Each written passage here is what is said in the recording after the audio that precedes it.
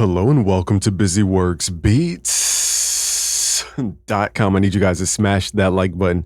Today, I'm going to show you how to play piano as a music producer. I will show you how to go from knowing nothing as a beginner to the next step, which is called the intermediate phase. I can't promise you guys to be advanced yet. You guys don't know enough music theory. So I saw a recent video from Kavi. So this inspired the thought to revisit this video that I did a while ago showing music producers how to play piano. But I want to update that video with newer tips. So as a beginner, first thing we're going to use is called Chord Watch. So Chord Watch also reached out to me the other day. I guess they saw some videos we did, but I really think this is great for teachers of music theory and people who want to learn. For example, if I play a chord type, okay, let's just play the minor seventh, and then I change what's called the voicing of it, like how I play each one of these notes. I might raise this third, for example, and now I'm playing a chord in a whole different way, and I'm like, what chord is this? And then it can help you define chords. So this is really, really important for when you learn what's called chord voicing. So the first thing you need to distinguish as a beginner is not just learning what a minor seventh chord is. I can show you how to create a minor seventh chord knowing nothing about music theory. For example, I'm going to close my eyes, pick a note. We landed on B. Okay, so every chord has a DNA to it. I call it chord code. If you want the chord code chart for free, I'll email it to you. Just go to busyworksbeats.com, sign up for free, and then go to where it says free downloads, and then go to where it says charts, and then go to where it says music theory charts. You guys will find the music theory chord code chart for free. So here we have the note B, and let's say we want to create the minor seventh chord. So there's a DNA. Every chord has a sequence of numbers to it, okay, regardless of the scale, regardless of all this other stuff. So you don't have to memorize flats, sharps, and all this. Let's talk about chord codes. So let's make the minor seventh chord. Starting at this note, you don't even need to know what the note B is. This is called the 0 point. We're starting at 0 because we're counting in what's called integer notation. Okay, and 0 is the point of no relative distance. So we start at rest, basically. So 0, then count up your keyboard. 1, 2, 3. So you're counting to 3. As long as you can count to 3, you guys will be okay. So 0 is where you start. Not scale degrees. We're talking integer notation here. We're just counting 0, 1, and count up each note one by one. 0, 1, 2, 3. And then play those together. And that's called the minor third. 4, 5, 6, 7. Okay, this is called the minor triad. 0, 3, 7. Okay, then we have 8, 9, 10. And this finishes out the minor seventh chord code. So you don't even need to know what scale you're in. You don't need to know anything about music theory. You don't even need to know the notes you're playing. As long as you can count, you can create a chord type. And I'll give you guys that chord code chart for free. Just go to busyworksbeats.com. It's completely free. Okay, so I show you chords like this. I show you guys minor ninth chords. You hear that melodic. Now, what I'm going to show you guys, though, is the magic of revoicing chords. Okay, so you have to understand this because this is what creates genre. On the surface level, when you guys learn piano, you're wondering why you're stuck with melodies and stuff. It's because melodies derive from harmony. And genre is not just a chord type. It's how you play the chord. Okay, so for example, I'm going to take this note D and raise it up an octave. And now we have more of a melodic, soulful sound. And this is still considered a seventh chord, even though I'm completely omitting, or technically I'm not omitting, I'm just raising that third. But we could technically omit the seventh, and it's still considered a seventh chord, see? Like, how's that possible? We're omitting the fifth, I meant to say, pardon me. But we still get a seventh chord. So this is what I mean, is that this chord watch will teach you guys the old way you understand about chords is like, okay, I have to play it this way. And if I just take off one note, then I'm playing this chord extension. And if I take off this note, then I'm playing this. But you forget there's rules in between. Like if we take out the fifth, we're still playing the seventh chord. And what if we just re-voice the third, up an octave? So we're playing 3 notes, but we get a 4-note chord. Okay, is my point. So that is what you guys should focus on when you're beginners, not like the chord type and not memorizing the notes people put in the chords. That's not going to help you. So firstly, let's get into, once you understand chord codes, let me show you the magic again. I'm literally going to close my eyes, pick a random note, and we're a B flat in this case. So let's say I want to make B flat major ninth. Okay, so that's 0, 4, 7, 11, 14. So 0 is where we start. Count up your keyboard, each note. Okay, so it's 0, 1, 2, 3, 4, and 5, 6, 7. That creates the major triad. 3-note chord, tri means 3. 8, 9, 10, 11. 12, 13, 14. And now you're creating beautiful jazz chords.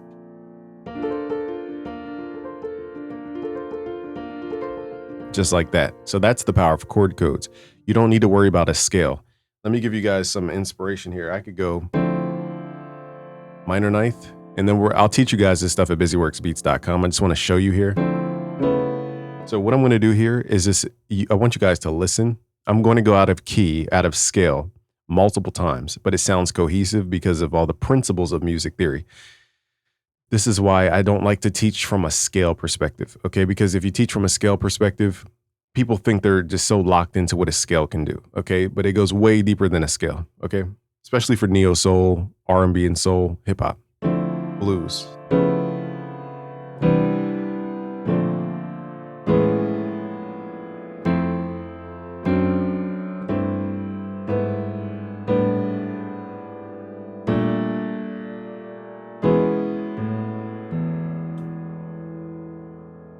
Now let's do what's called raised thirds.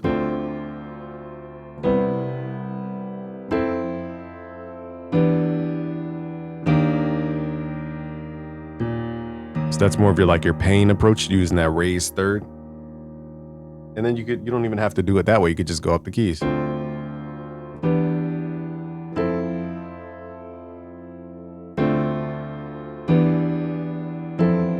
So these are all techniques, okay? It's not just, memorize this scale, look at these keys.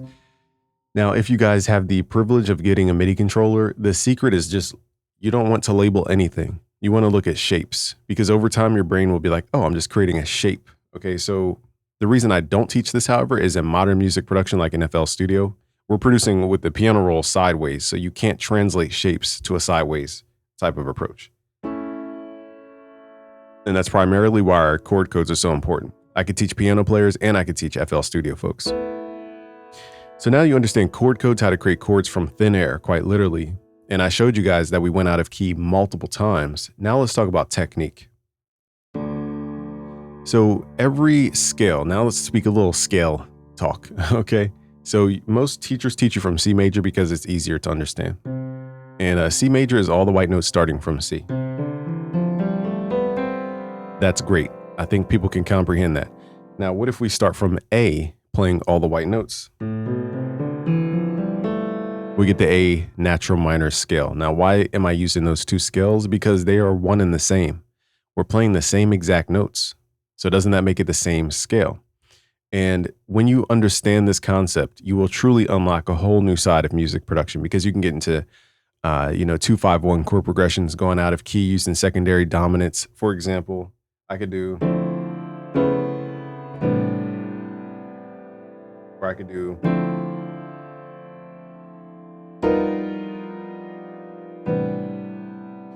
okay, so you can go out of key basically, or I could do D.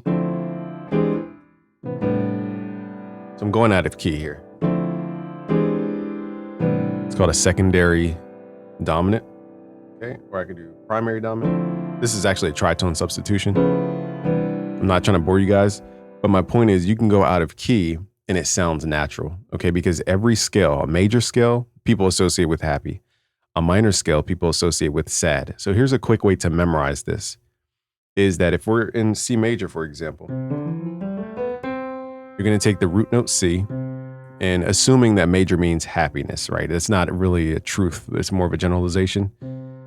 So C major is happy and A minor is sad. So anytime you want to find what's called the relative key or the relative scale, every major scale has a minor scale associated with it. So C major is also a natural minor. So anytime you want to find the relative scale, all you got to do is understand, okay, where am I? Am I using the major scale? Am I using the minor scale? In this case, we're talking about C major. Okay, so major is happy, therefore it's up in energy. Sadness means downness in energy, okay? So we're going to take the root note C and count down 3 notes. That's all you have to memorize, is that if you're in a major scale, count down 3 notes from the root note and you'll get your relative minor scale. So this is C major, count down 3. Now play the same exact notes in the C major scale, just starting from this point. Now, why is that applicable? Because you can do things like 2-5-1 chord progressions. So instead of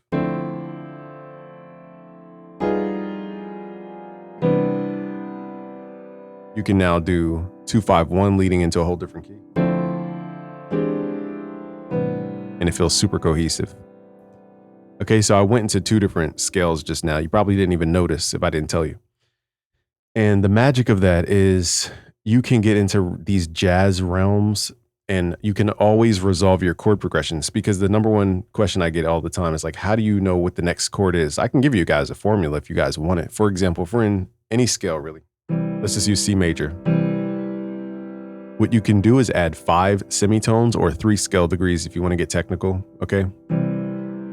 So we can go from C, okay, and then count up 5 notes from the root note C. So it's or down, 5 up or 5 down, either one. So let's do C, 1, 2, 3, 4, 5. So it leads to F. Okay, or we can go downward to F. We don't have to go upward to F. Let's start up higher.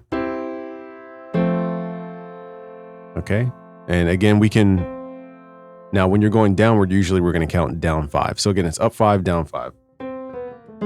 It gives us G, so we can go from C to G.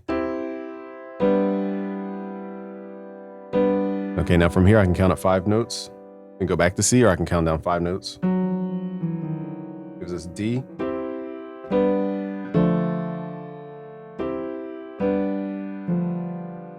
Let's make this a little more exotic instead of just simple triads.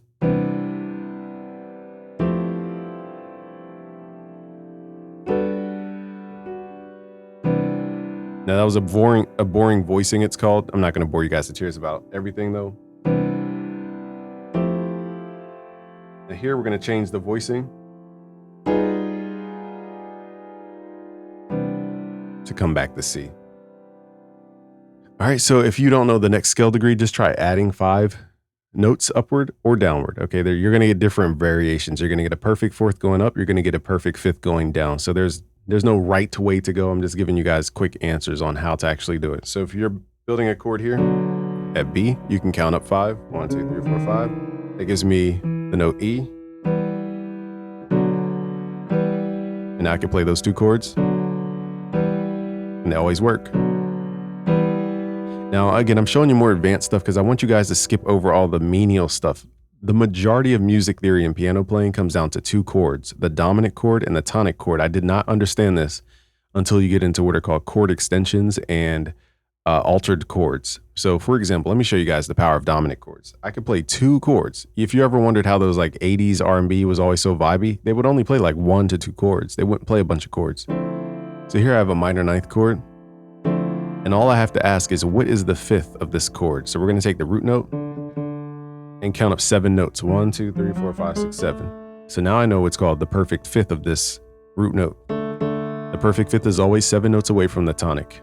Upward. 7 upward, 5 downward. Okay, so now that we understand that, I could play. I'm just going to give you guys the answer here because it's a lot to explain. I don't have time to go through scale degrees and what creates a dominant chord, what creates an altered chord. That's why I have courses. Just go to busyworksbeats.com, look for the Music Theory Essentials. Actually, look for the Music Theory Bundle or the Music Theory Essentials has my Music Theory Magic course in there.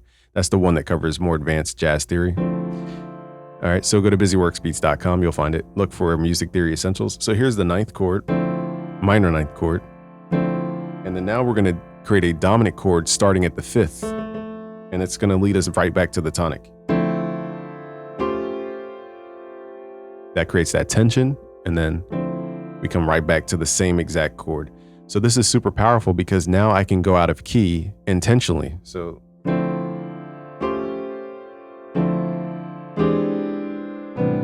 I just went out of key. Okay. So I'm showing you guys, like, once you understand this, this is how you resolve your chords, and this is how you create tension. There's a long explanation why. I don't have enough time to explain everything, but it's basically when you create a dominant chord, you're creating the most distance 2 notes can have from each other, called the tritone.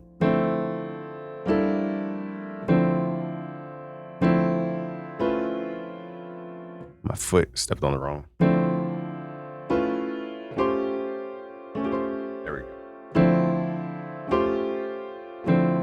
That's that dominant chord. And it always wants to come right back around.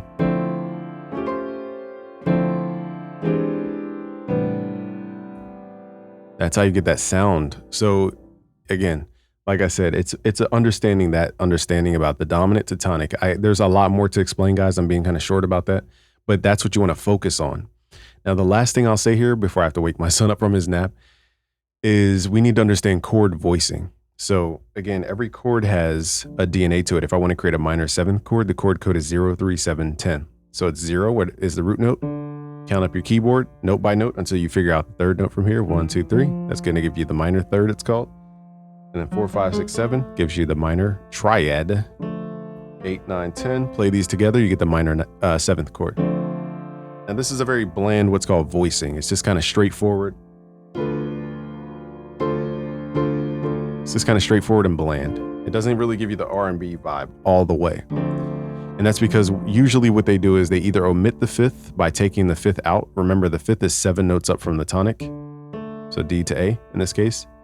They usually omit that and then they'll play the third and seventh, or they'll take this third and pull it up an octave. Now, again, this is what you have to practice because revoicing chords is tricky to visualize when you're so used to just playing it straight out, if that makes sense. So this is an exercise that it takes a lot of practice. It's almost like you have to relearn the keyboard because your brain has to think in a very advanced way. So this is not like a simple thing, but we're raising that third up an octave. All we did was just take this F, pull it up. And now we can do cool stuff like this. Let me show you guys the Tyler, the Creator technique. So once you're on this last chord, we could take what's called the tonic and this perfect fifth. Remember, a perfect fifth is 7 notes from the tonic note, and just drop it down a half step. This converts the chord type. Gives you a major seventh versus a minor.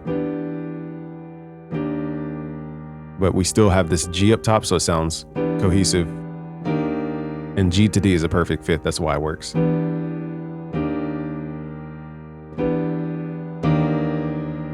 That's probably 2.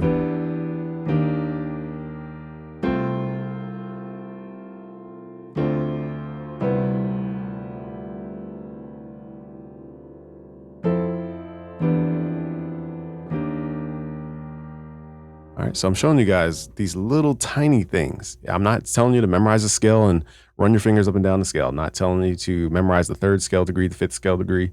I literally showed you guys you can make chords by counting. I showed you guys the important chords of the dominant and tonic chord. I showed you guys how to go out of key on purpose. And now I'm going to show you guys the last and final point here, which is with piano, it's all about voicing. So I'm just going to give you guys the keys real quick. So basically, whenever you want to find a really advanced chord, I'm trying to explain this in like 3 minutes because I got to wake my son up. All right, so here's the root note, D. We're going to count up 7 notes. 1, 2, 3, 4, 5, 6, 7. This gives you what's called the perfect fifth. Now, if you want to create the 9th chord, we're going to start at the perfect fifth and count up 7 notes. 1, 2, 3, 4, 5, 6, 7. This gives you the 9th. Now, what you have to do is fill in those gaps because we're not in a minor or a major chord right now. But this is also a chord, so I want to redefine a chord as 2 notes or more. Because Michael Jackson even used this technique on his song, I believe it was Butterflies. So I want to... And let's reverse engineer the second chord we're trying to hit. So here's C, count down 7. 1, 2, 3, 4, 5, 6, 7. 1, 2, 3, 4.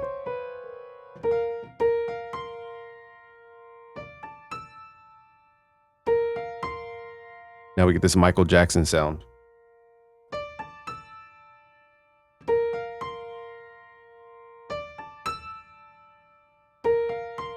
Okay, so that's why I define chords as 2 notes or more. But my point in showing you guys that, you know, the fifth is 7 notes away, 1, 2, 3, 4, 5, 6, 7, is because whenever you're stuck, just understand that minor and major chords are very similar. There's a lot to explain here. I'm starting to realize as I'm saying this. Just take what you can from this. I'm not sure if this is translated perfectly for beginners, but let's say we have a D minor chord here. If I wanted to find the 9th of this, I would take the 5th, count up 7 notes. 1, 2, 3, 4, 5, 6, 7. This is called an add 9 chord. Great for a guitar.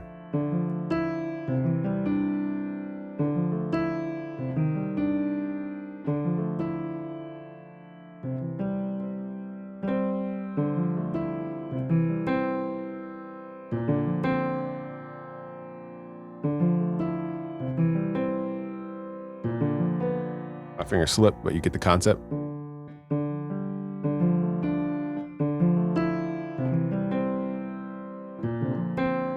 And now we have a very melodic approach. This is what you learn with theory. Okay, so the next thing we're going to do is understand one last concept here, and this is the third and the seventh. So I taught you guys a lot about the tonic and the perfect fifth, but what about the third and the seventh? This is what creates the identity for a chord. So D, F, A. So let's say I want to find the seventh. I'm going to take the third and count up 7 notes. 1, 2, 3, 4, 5, 6, 7. And that's how you figure out the seventh. You take the third, whether minor or major. So again, if this is a major seventh chord, it's the same exact thing. You take your third, count up 7 notes, because it creates a perfect fifth in distance. So really you're stacking 2 perfect fifths. This is the third to the seventh. This is the tonic to the fifth. This is how important perfect fifths are in music. They create the identity for things. All right, guys, there's a lot more I want to teach you, but as a music producer, you want to understand these concepts. There's a lot of other concepts like how to play and how to practice with your wrist and all that type of stuff. But again, it comes down to the theory first, so you know what you're playing. And then over time, you'll figure out more mechanical ways to go about positioning your fingers. But again, I showed you guys the keys.